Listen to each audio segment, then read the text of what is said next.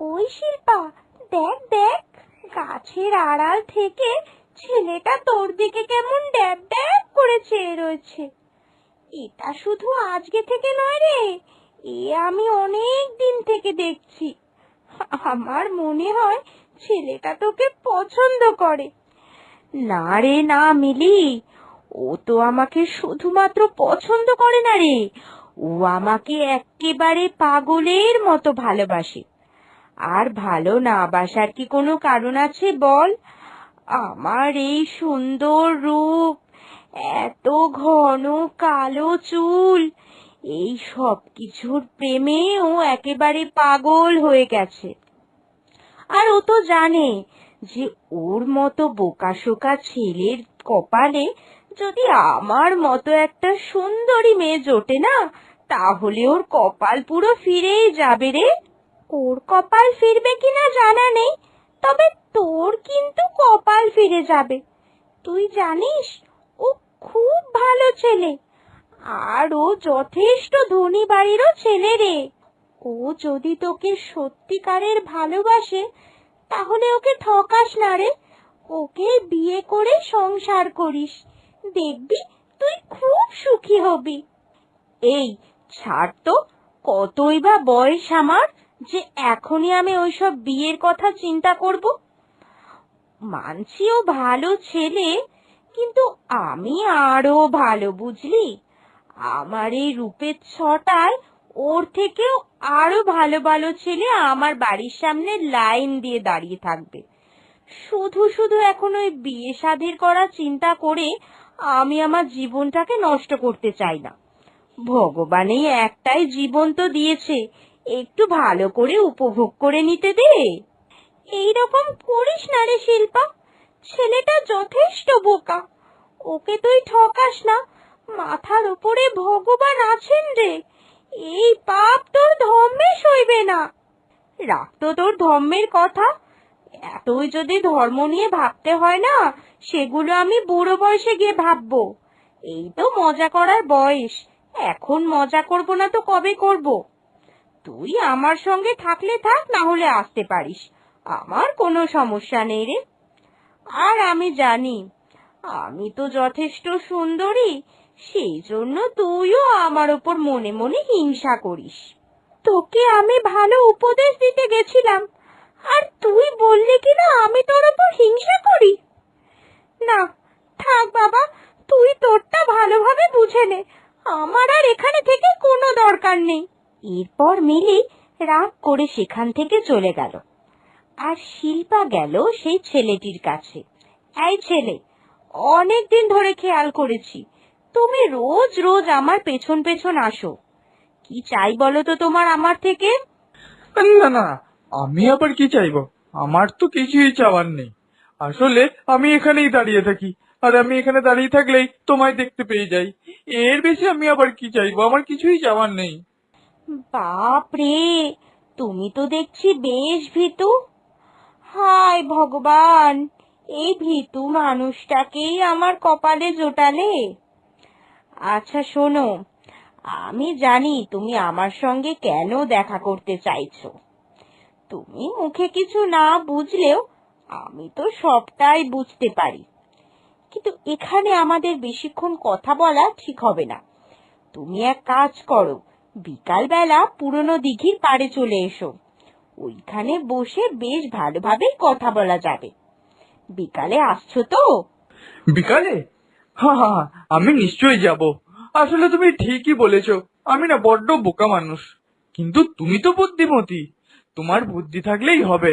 আচ্ছা আচ্ছা, আমি ওই পুরোনো দিঘির ধারে তোমার জন্য অপেক্ষা করব। এরপর বিকালবেলা শেখর পুরনো দিঘির ধারে এসে শিল্পার জন্য অপেক্ষা করতে লাগলো। বেশ কিছুটা সময় কেটে যাওয়ার পর শিল্পাও সেখানে চলে আসে। কি গো, অনেকক্ষণ ধরেই বুঝি আমার জন্য বসে আছো? কি করব বলো, বাড়ি থেকে মাকে বুঝিয়ে বেরোনো এ তো আর চারটেখানি কথা নয়, খুব ধকলের কাজ। না না, এ আর এমন কি, আমিও কিছুক্ষণ আগেই এসেছি।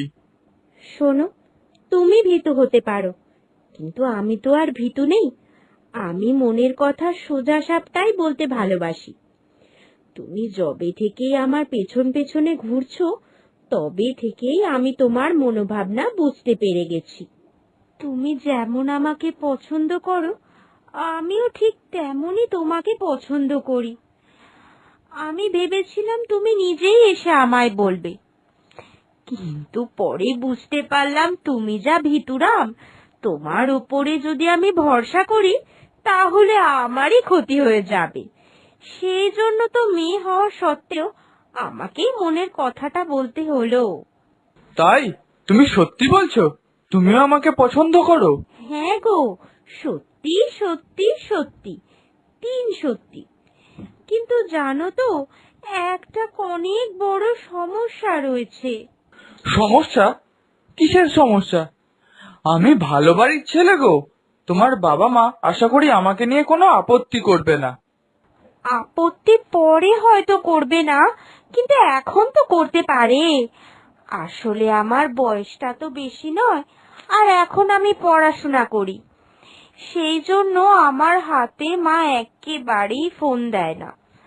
তুমি যদি আমায় একটা ফোন কিনে দিতে, তাহলে আমি রাত্রির বেলা সেই ফোনে তোমার সঙ্গে কথা বলতে পারতাম।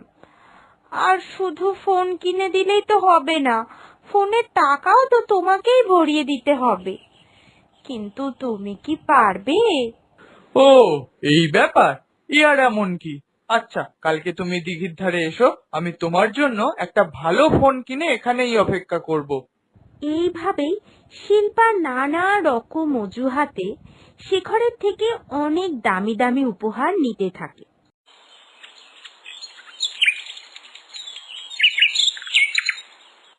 এই দেখো শিল্পা, আমি তোমার জন্য একটা সোনার হার কিনে এনেছি। তোমার তো সোনার হার খুব পছন্দ, তাই না? সত্যি বাপু, তোমাকে নিয়ে না আর পারি না। তোমার নজরটা বড্ড নিচু। আনলে যখন একটা সোনার হার কেন আনলে? এই পাতলা ফিনফিনে হারে কি আর হয় বলো? একটা মোটা জড়োয়ার তো সেট নিয়ে আসতে পারতে। ওই সোনার সেটের যে আমার অনেক দিনের শখ। তুমি হয়তো ভাববে যে আমি মেয়েটা বড্ড লোভী, তোমার থেকে খালি দামি দামি জিনিসই চাই। কিন্তু কি বলো তো, এই চেনটা তো আমি সব সময় ব্যবহার করব, ক্ষয়ে যেতে পারে। তোমার দেওয়া উপহার আমার কাছে যদি নষ্ট হয়ে যায়, আমার যে বড্ড খারাপ লাগবে। কিন্তু ওই জড়োয়ার সেট ব্যবহার করলেও ক্ষইবে না। সেই জন্যই তো আমি তোমার থেকে ওই উপহারটাই চাইছি গো। ধুর, আমি কি তোমায় এইসব ভাবতে পারি? আমি তো জানি তুমি যেটা চাও সেটার জন্য নিশ্চয়ই কোনো কারণ থাকে। একদম এইসব উল্টোপাল্টা চিন্তা তুমি মাথাতেও আনবে না। কিরে ভাই রবিন, অনেকদিন বাদে দেখা তোরে। সেই যে শহরে গেলি, তারপর তো আর দেখাই রইলো না। ছুটি ছাটাতে তো আসতে পারতিস গ্রামে। যাই হোক, অনেকদিন বাদে দেখা তোর সাথে, বেশ ভালো লাগলো রে ভাই। ভালো তো আমারও লেগেছে, কিন্তু এসব কি শুনছি শেখর? তোর নাকি শিল্পার সাথে একটা ভালো সম্পর্ক তৈরি হয়েছে? হ্যাঁ রে, মেয়েটা না খুব ভালো, আমার কথা খুবই ভাবে। আর তোর 2-3 বছর বাদেই পড়াশোনা শেষ হয়ে যাবে, তখনই আমাদের বাড়িতে আমাদের সম্পর্কের কথাটা জানাবো ঠিক করেছি। কি বলছিস রে ভাই তুই? ও ভালো মেয়ে? সত্যি বাবা, সবাই না ঠিকই বলে তুই বড্ড বোকা। ওর ব্যাপারে কোনো খোঁজ খবর না নিয়ে তুই ওর প্রেমে পড়ে গেলি। যদি খোঁজ খবর নিতিস তাহলে কখনোই তুই বলতে পারতিস না যে ও ভালো মেয়ে। কেন? কেন? জানিস তো, লোকে তোর কাছে অনেক উল্টোপাল্টা কথা বলেছে। আসলে আমাদের সম্পর্কটা তো খুব ভালো, লোকের চোখ লেগে যাচ্ছে তাই জন্যে। আর সেই কারণে লোকে বানিয়ে বানিয়ে উল্টোপাল্টা কথা সবাইকে রটিয়ে বেড়াচ্ছে। কেউ কিচ্ছু বাজে কথা রটায় না। তুই একবারে ভালোবাসায় অন্ধ হয়ে গেছিস। তুই জানিস, আজ থেকে 3 মাস আগে আমি যতদিন গ্রামে ছিলাম ওর সাথে আমার সম্পর্ক ছিল, এবং আমি এটা খুব ভালোভাবে বুঝতে পেরে গেছিলাম ওই মেয়েটা কখনোই সুবিধার নয়। এমনি এমনি অযৌক্তিক কারণে ও আমার থেকে দামি দামি উপহার চাইতো। ওর জন্য আমি সর্বশান্ত হতে বসেছিলাম, আর সেই কারণেই আমি গ্রাম ছেড়ে শহরে কাজে গেছি। পরে খোঁজ খবর নিয়ে জানতে পারি শুধুমাত্র আমি না, আমার মতো আরো 3-4 জনের সাথে ওর সম্পর্ক ছিল। আর এখন তো জানলাম ও তোর সাথেও সম্পর্ক করেছে দামি দামি উপহার নেওয়ার জন্য। না না, আমি তোর কথা কিছুতেই বিশ্বাস করি না।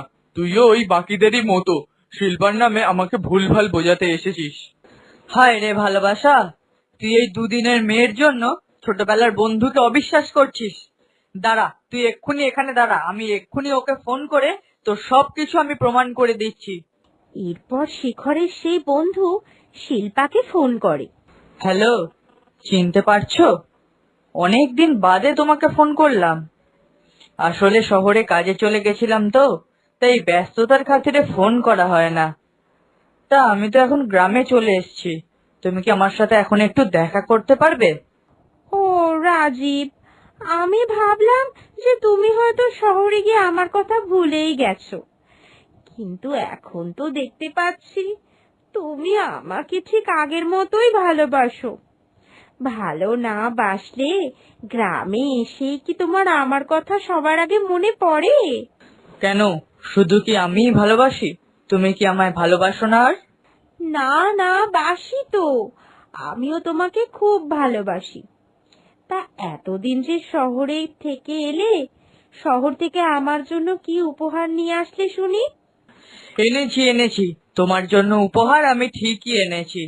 আগে আমরা যেখানে দেখা করতাম ওই পুরনো দিঘির ধার, ওখানে তুমি এসো, তোমার উপহার তুমি পেয়ে যাবে। না না না, আজকে তো হবে না, আজকে আমার একেবারেই হবে না। আসলে আমার ছোট্টবেলার বান্ধবীর আজকে জন্মদিন, ওর বাড়ি বিকালে নেমন্তন্ন খেতে যেতে হবে গো। তুমি বরং কালকে এসো, হ্যাঁ? কালকে আমি তোমার সঙ্গে বিকালে ওই জায়গাতেই দেখা করব। এখন রাখি, টাটা। এ আমি কি শুনলাম রে রাজীব? আজকে তোর কোনো নিমন্ত্রণ নেই? ওর তো আমার সাথে আজকে দেখা করার কথা। তোর সাথে দেখা করবে বলেই ও আজকে আমার সাথে দেখা করেনি। তার মানে বুঝতে পারছিস তো ও তোকে কতটা ঠকিয়েছে। ধন্যবাদ রে বন্ধু, অশেষ ধন্যবাদ। আজকে তুই ছিলি বলেই আমি ওই ডাইনির হাত থেকে বেঁচে গেছি। আজকে যদি তুই না থাকতিস তাহলে হয়তো ওর পেছনে খরচা করতে করতে আমিও সর্বশান্ত হয়ে যেতাম।